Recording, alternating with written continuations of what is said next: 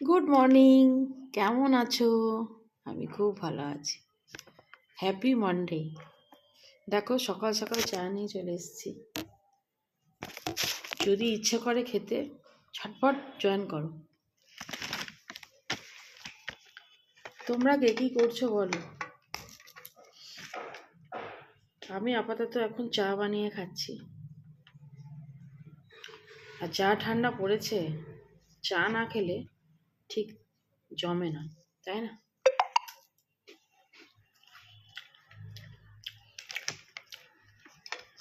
আচ্ছা, এবার বলো, তোমরা নতুন বছরে কে কী করলে? খুব আনন্দ করলে নিশ্চয়। কে কোথায় ঘুরতে গেছো, কিভাবে আনন্দ করেছো 1st January, 31st January? Please comment করো।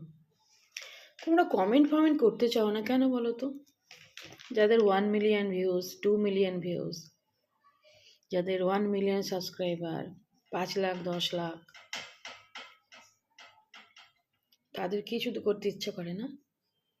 লাইক কমেন্ট আমাদেরকে ভালো লাগে না করতে। যাই হোক, কেমন কাটালে বলো নতুন বছর?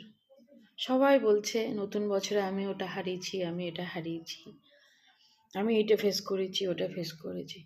কিন্তু আমরা কিন্তু প্রতি মুহূর্তে কিছু না কিছু ফেস করি। আপস অ্যান্ড ডাউনের মধ্যে আমার লাইফটা যায়। ওই ছোটো ছোটো মুহূর্তে আমরা অনেক কিছু লিসেন পাই লাইফে। ওই লিসেন পেতে পেতে পেতে পেতে প্রতিটা মুহূর্ত মাসে পরিণত হয়।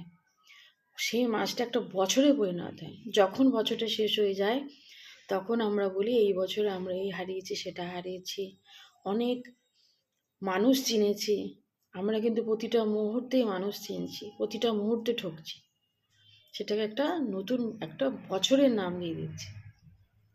কিন্তু সবাই এটা কি জানো তো? সবাই তোমরা বলছো এটা হারিয়েছি, ওটা হারিয়েছি, ফেস করেছি, নতুন মানুষ চিনতে শিখেছি। কিন্তু এটা কি কখনো ভেবেছো যে আমরা কি দিয়েছি মানুষকে? আমরা নতুন বছরে কি কি দিতে পেরেছি? সবাই তো পাওয়ার গল্প করছো, কিন্তু নতুন বছরে কি দিতে পেরেছি?